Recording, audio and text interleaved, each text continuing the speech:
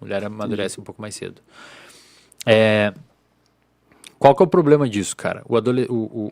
O córtex pré-frontal, ele é relativamente a última região a amadurecer. É a última região a amadurecer e, portanto, é a região que mais sofre influência do ambiente.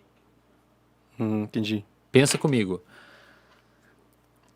Tem uma região aqui, no meio, atrás na sua nuca aqui, ó.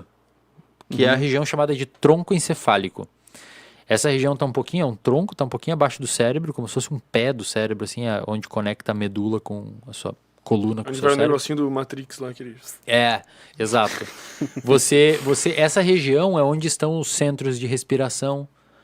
Então você perceba que você não precisa pensar para respirar. Você pode, agora vocês estão pensando. Agora que tu falou, eu vou pensar. Agora vocês estão...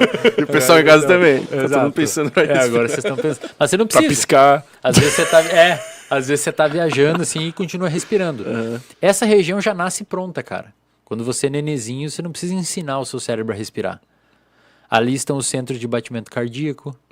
Você não precisa mandar o seu coração bater. São os centros vegetativos de uma maneira geral. O seu corpo meio que responde aquilo ali automaticamente. Isso aí é o que a gente chama aí de inconsciente na neurociência, né? É diferente do inconsciente da psicanálise, por exemplo. O inconsciente na neurociência é isso, é que você não controla. Seu fígado secretando enzima, seu pâncreas secretando insulina.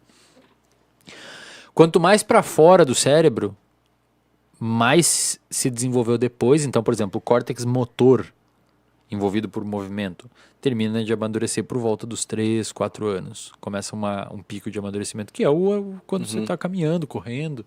Então você vai vendo o amadurecimento das regiões, você vai vendo a manifestação física delas no seu corpo. O córtex pré-frontal é o último, 20 e pouquinhos.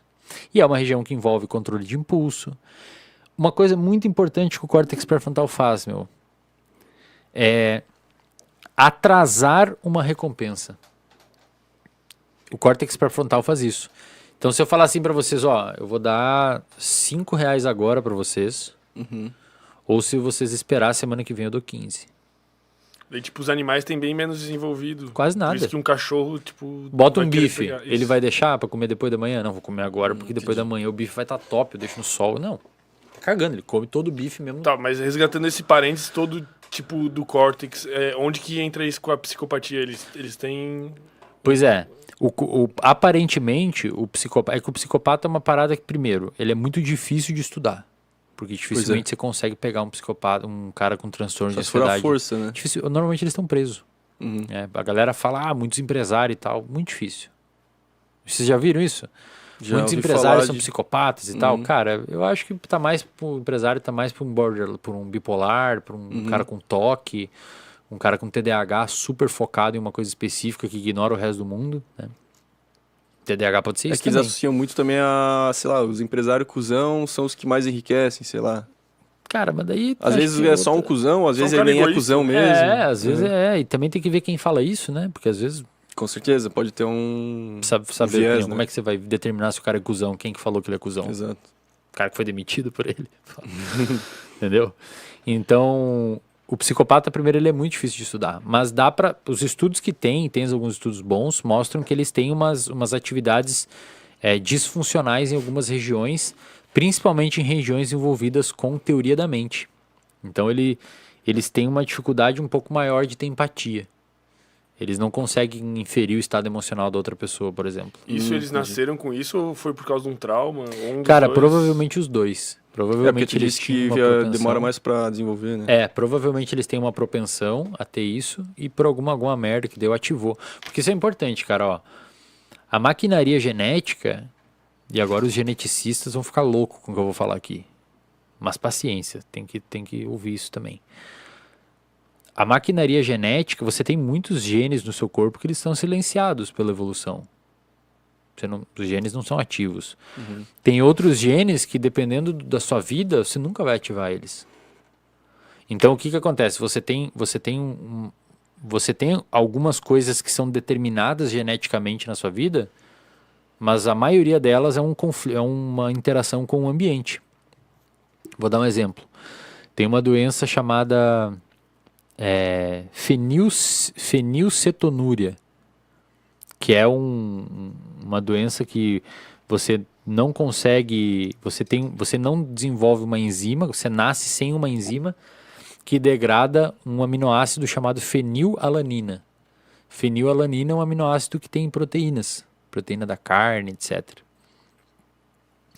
Então, o que acontece? Se você não tem essa enzima, você não pode comer proteína. Por quê? Porque não digere, vai acumular esse metabólito no seu sangue e pode causar retardo mental. Quando a gente nasce, o postinho de saúde faz um teste, chamado teste do pezinho. Né? O teste do pezinho é para pegar isso. Não sabia. Então, se você não tem, entendi. o cara, se não tem, o médico vai falar assim, ó, mãe, não dá para ele tanta coisa agora, espera mais com o tempo, talvez ele desenvolva mais essa enzima, ou vamos fazer um tratamento aqui e ali, né? Pode ser que ative depois Exato, mas gene. olha que interessante. Por exemplo, eu sou intolerante à lactose. Me dá uma peidorreira do caralho se eu comer coisa com derivado de... Não sou tão intolerante, mas se eu tomar leite, por exemplo, ou iogurte, já complica. O Andrei sabe lá. O Andrei tá ligado. O Andrei tá ligado. Descobriu empiricamente, uma prova empírica. O que acontece, cara? Ou seja, eu tenho uma deficiência genética.